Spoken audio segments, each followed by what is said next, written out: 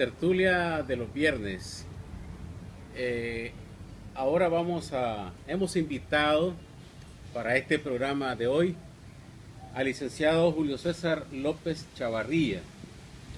¿Y por qué invitamos a Julito, como le decimos los colegas periodistas? Él fue, no sé exactamente si es así, pero él fue golpeado durante el primer enfrentamiento que hubo, el primer ataque que ocasionaron las turbas o los paramilitares junto a los antimotines a la altura de Galería, ¿verdad? Galería. Eso fue el, el 19 de abril. 18 de abril. 18 de abril en horas de la tarde, ya anocheciendo, ¿verdad? La invitación que les estamos haciendo, bueno, buenos días, Julio. Buenos días, Juan Ramón, un gusto estar con ustedes en la tertulia de Nuevas Miradas. Muchas gracias, Julito. Aquí vamos a compartir dos experiencias. Yo te decía, yo fui corresponsal de guerra y en la montaña uno sabe de dónde le puede venir el balazo. Tomás algunas precauciones, ya sea atrás de roca, atrás de árboles, pero me tocó también cubrir la toma que hizo Pedrito el Hondureño en Estelí. Y tuve que pasar un fuego cruzado antes de irlo a entrevistar a él. Yo trabajaba para Barricada en ese tiempo, para entrevistarlo desde donde estaba dirigiendo las operaciones Pedrito el Hondureño. Ahí sentí realmente cómo es una cobertura periodística en la ciudad, y es totalmente diferente, ¿verdad? Yo respeto, admiro el valor de ustedes, jóvenes periodistas, que se enfrentan a estas situaciones ahora, en este siglo, mucho más complejas de lo que yo viví en Estelí, cuando la toma de esa ciudad. Te pregunto, además del valor que tienen ustedes, ¿qué otros sentimientos se expresan o se ven cuando ustedes se lanzan a las coberturas periodísticas de estos acontecimientos? Gracias, Juan Ramón. En realidad, sentimientos encontrados hay de todo tipo al momento de realizar una cobertura periodística, sobre todo cuando hay ciertos riesgos que muchas veces no los prevemos o no nos damos cuenta de que podemos correr este tipo de riesgos porque consideramos que estamos en un país que el discurso oficial dice que es un país seguro. Pero uno como periodista no se espera que va a llegar un grupo promovido directamente desde el gobierno para atacar a la gente que pacíficamente se está manifestando y apañados directamente por la policía de Nicaragua, porque estos grupos actúan en total impunidad, no hay investigaciones. Es más, la policía los lleva en sus camionetas, les arma con los recursos, con piedras, con garrotes, con bates, con armas hechizas, con todo. Y tienen el total respaldo de la policía de Nicaragua, y eso quedó evidenciado durante esta jornada de protestas del pueblo nicaragüense, porque el gobierno de Daniel Ortega olvidó algo que es recurrente en estos tiempos. Olvidó que cada nicaragüense tiene un telefonito, y ese telefonito es una cámara, un ojo que estaba al pendiente de todo lo que estaba sucediendo en nuestro país, y lograron registrar todo. Y hay constancia, hay evidencia de todo lo que sucedió el día de la masacre en este país. La gente desde ventanas, escondidos en algún rincón de su casa o de algún campo, logró registrar lo que la policía y los grupos paramilitares estaban haciendo en Nicaragua. Y ante eso no hay discurso oficialista que pueda cambiar lo que sucedió en este país. Así Y es. por eso decimos que tenemos esos sentimientos encontrados, porque realmente uno, cuando se identifica como periodista, la policía debería tener el cuidado de proteger al periodismo. Ocurrió en tiempos de guerra, Juan Ramón. Si el ejército sabía que usted era periodista, de alguna manera tenía alguna protección, aunque no del todo, pero había un código que se respetaba, igual que se le respeta a la Cruz Roja. Así es. y lamentablemente esto no sucede ahora en nuestro país. Sí, yo recuerdo que a nosotros el ejército nos decía hasta dónde podíamos avanzar en la cobertura de un ataque, ¿verdad? O de un enfrentamiento. Y recuerdo muy bien que nosotros a veces nos libreteábamos, como decimos popularmente. Entonces después los altos mandos del ejército nos llamaban y nos regañaban, pues, con justa razón, porque nosotros queríamos ver un poco más cerca la acción, pero era un riesgo en esos tiempos, ¿verdad? Bueno, Julito, tómese su café, café Flor de Jinotega. Estamos grabando la tertulia desde la cafetería Flor de Jinotega, ubicada de la mansión Teodolinda, media cuadra al norte. Este es el lugar desde donde hacemos todos los viernes la tertulia de los viernes. Pero bien, Julito, quiero además decirles que Julio César López Chavarría es desplazado de guerra. Él es originario de Guaslala y a partir de los 90, cuando las cosas se pusieron muy duras en el campo, su familia tuvo que emigrar hacia Carazo. Él es egresado licenciado en Comunicación Social de la Universidad Centroamericana y es un joven que nunca deja de prepararse. Yo siempre me lo encuentro en cursos, en seminarios, y es una persona que está siempre actualizándose. Julio, que vos no recuerdas ese momento que te golpearon. No recuerdo precisamente el dictamen del neurólogo, es que probablemente no recuerde esos eventos jamás, o que lo haga de manera paulatina, pero hasta la fecha yo no recuerdo lo que sucedió ese día. Lo que sé es porque lo he visto en los videos, incluso en la misma transmisión que yo estaba realizando en vivo por Facebook Live. Sí. Eso es lo único que yo sé, pero ni siquiera recuerdo el momento cuando salimos de la oficina de Onda Local. Vos me decías que te dieron con un bate. Sí, lo que se aprecia en los videos es que me dieron con bates, andaban la gente armadas de palos. Sí. Y lo que se logra ver en el video es que me dieron con un bate, pero también me derribaron de un golpe. Y yo caí al suelo, ¿y dónde fue la conciencia en esta parte de acá? Ajá. Porque me dolía acá, en la parte de abajo, y también en este lado. O sea, que me agarraron como 9 personas ese día. Y también tenía golpes en la espalda, en el pecho, y seguramente yo metí el brazo porque en los primeros días el brazo me dolía toda esta parte de acá y andaba inflamado, igual la cara. ¿Y tu reacción a eso como periodista, una vez que recobraste tu memoria, qué pensaste? ¿Cómo es la cobertura periodística en estos tiempos en Nicaragua? Bueno, yo pensaba en principio en la seguridad de las fuentes, porque me robaron el teléfono. Y en el teléfono, usted sabe que uno anda sus fuentes, anda datos que son privados en primer lugar, sí, y que debe respetarse ese derecho. Afortunadamente yo acostumbro tener algún nivel de seguridad digital en mis comunicaciones, y el teléfono andaba con clave de inicio, el WhatsApp también tiene clave de inicio, el Telegram o el Signal, cualquier aplicación que yo use tiene una clave de inicio. Igual el correo electrónico que anda abierto tiene doble pase, o sea, doble verificación. Si quieren ingresar a mi correo tiene que llegar un código a mi teléfono o a otro correo electrónico, de modo que es difícil que puedan inmediatamente acceder a la información, porque uno tiene que proteger a su fuente.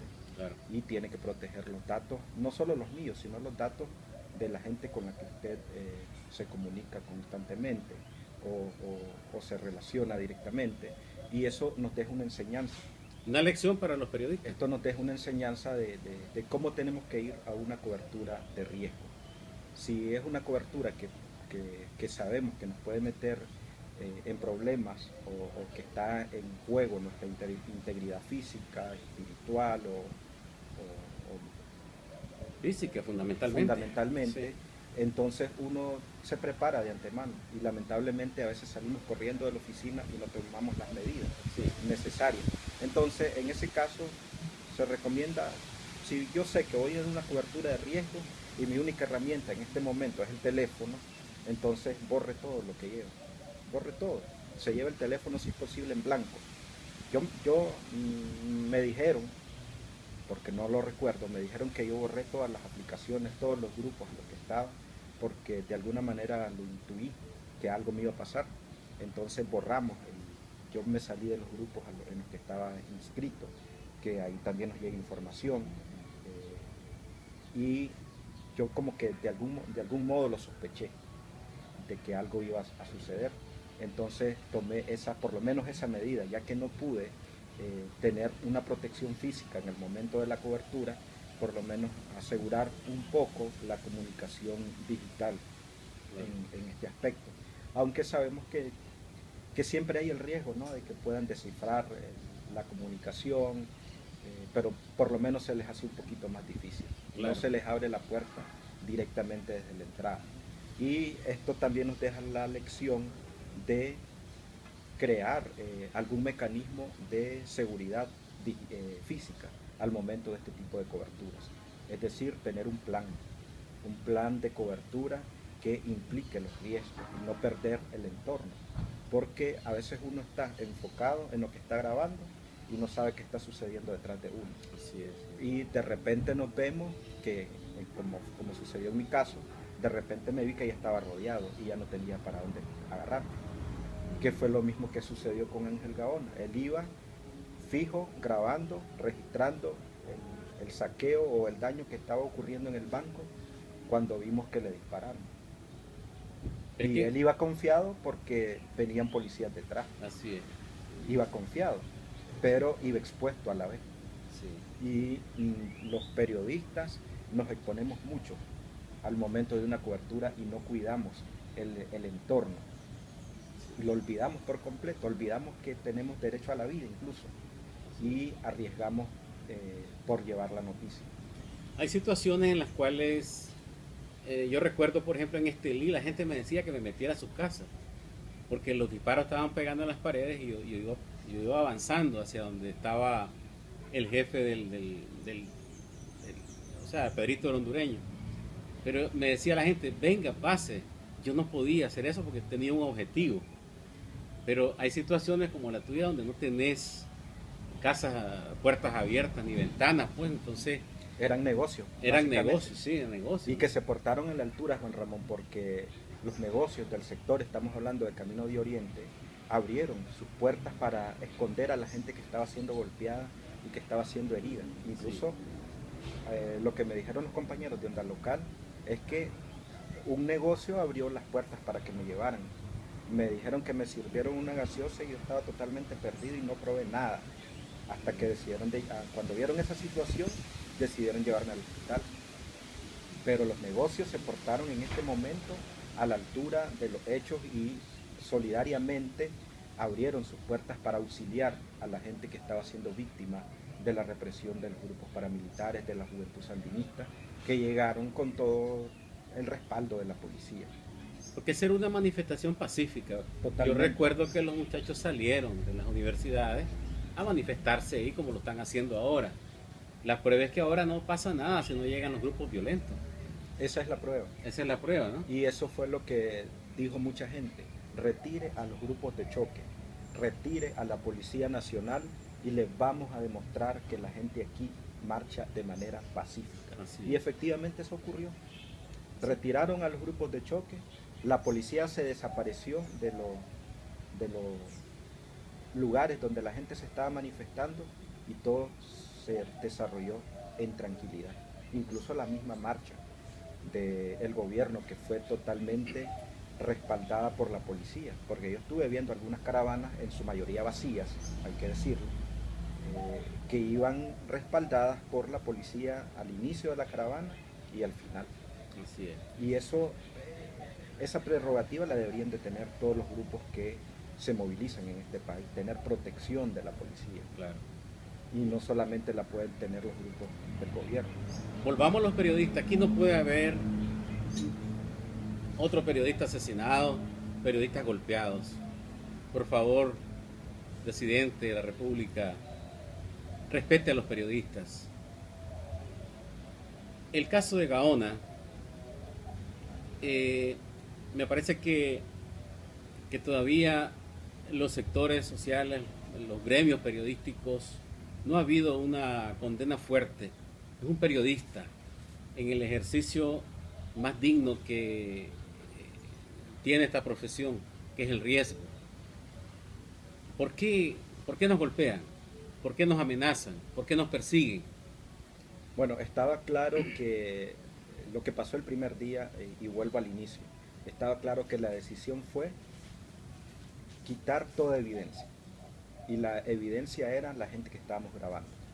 Entonces, el periodismo siempre registra cosas que le van a estorbar al poder. Por supuesto. Entonces, si los periodistas en ese momento estábamos captando el momento que llegaron los grupos de choque, apoyados por la policía, y eso luego iba a trascender, eso iba a incomodar al gobierno. Lo que ellos no sabían es que eso estaba pasando en vivo. Sí, Ese cálculo de que no solamente estábamos grabando, sino que lo estábamos pasando en vivo, jamás lo pensaron. sí, porque ahora y tuvimos, creo que la anterior tertulia de los viernes hablamos sobre el papel de las redes sociales.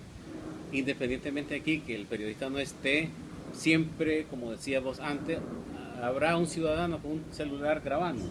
Así es. Entonces, De hecho, Juan Ramón, sí, muchas de las imágenes, videos que han circulado, ni siquiera fueron periodistas los que los grabaron, así es. fueron los ciudadanos atrincherados en los espacios de lucha que lograron registrar esos momentos.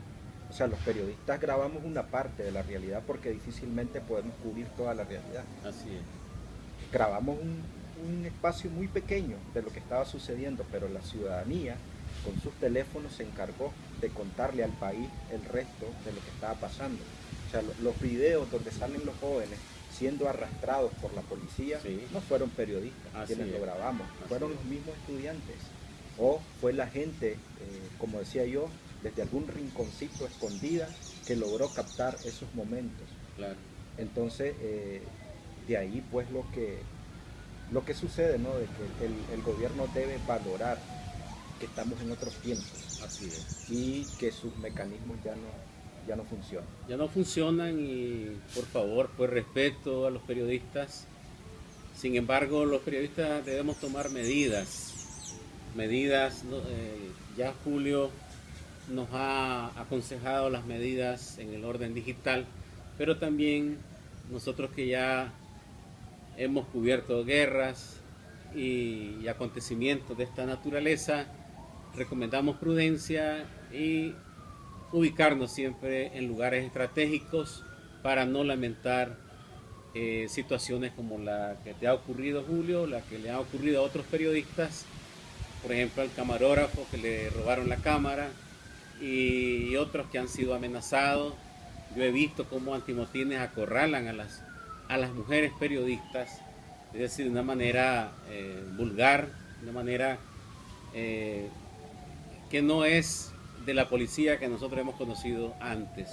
Bueno, Talma, ¿sí? Lo que sucedió con Ángel Gaona, debemos reiterar que no puede quedar en impunidad. Así y es. lo que el gremio periodístico ha demandado en este país es que se haga una investigación exhaustiva para dar con los verdaderos culpables, que se tome en cuenta las pruebas que el grupo de periodistas de Bluefields ha logrado recapitular o ha logrado obtener a través de videos, Sí. porque ahí está la verdad. O sea, la verdad está en que él estaba haciendo una transmisión en vivo por Facebook Live y él grabó su propia muerte, lamentablemente, y así de crudo, pero él logró grabar su propia muerte y lo captaron otros teléfonos. Y la policía tiene la responsabilidad por el bien del país de esclarecer lo que sucedió realmente con Ángel Gaona y con los jóvenes que fueron asesinados en este país. Y nosotros lo hemos advertido. Aquí se nos ha dicho en reiteradas ocasiones que en el país no pasa nada con la libertad de prensa, a propósito que el 3 de mayo es el Día Mundial de la Libertad de Prensa. Se nos ha dicho que no pasa nada con la libertad de prensa porque no hay periodistas asesinados. Entonces queremos otro asesinato, ¿no? Sí. Los periodistas no queremos que maten a ningún periodista ni a ningún ciudadano, porque en este país debe imperar la seguridad de todas las personas. Y nosotros hemos denunciado que aquí hay violaciones constantes a la libertad de expresión y la libertad de prensa y que el gobierno está en la obligación de tomar medidas para que se garantice el derecho a la información que no solamente tenemos los periodistas, sino también la ciudadanía. Yo tengo temor que el caso de Gaona quede en la impunidad total porque ya nadie habla del caso. Aquí organismos gremiales de periodistas no existen, no han dicho esta boca es mía para pronunciarse sobre este asesinato, sobre tu golpiza y el atropello a otros periodistas. Han corrido o han tenido que renunciar periodistas de otros medios y aquí no hay ninguna organización que nos esté defendiendo. Todo esto tiene que reinventarse. Aquí las organizaciones de periodistas ya llegaron a su tope, ya no tienen por qué seguir existiendo con esa modalidad y tenemos que reinventar también a los organismos periodísticos que realmente denuncien y estén pendientes de que estos casos no queden en la impunidad. Muchas gracias, Julio. Gracias.